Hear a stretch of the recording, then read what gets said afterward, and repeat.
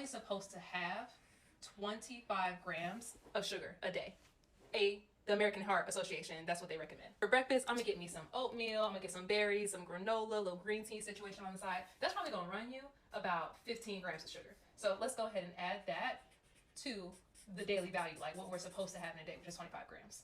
So I'm making this video not to discredit everything this creator said. However, I did want to bring some very important clarification. That 25 grams of sugar per day recommendation is in fact from the American Heart Association. However, it is referring to added sugars. Now you might ask, what is the difference between added sugars and overall carbohydrates? Most nutrition labels will have the total carbohydrate amount, and then drop down from there, you'll also see the amount of added sugars, and then also if there's fiber, the amount of fiber.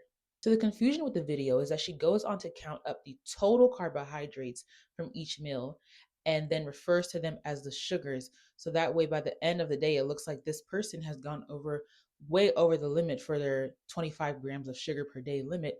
Okay, guys, sorry, my mic died. But again, that 25 gram number is referring to added sugars, not overall carbohydrates for the day. Now, I know it can be confusing because carbohydrates do ultimately all break down into sugar in the body. But again, 25 gram recommendation from the American Heart Association is referring to added sugars. That's sugars that is manually added into the food or drink by the company or whoever made that food or drink. It's not naturally occurring within that food.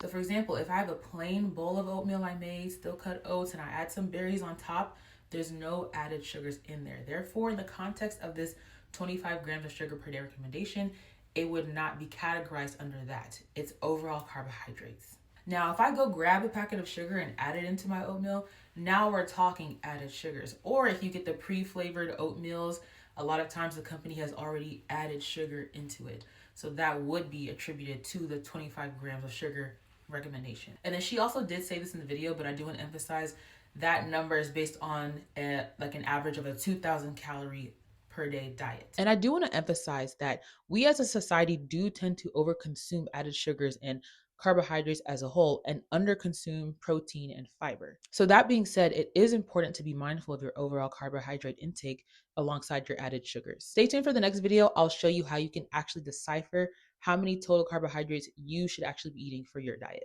Bye.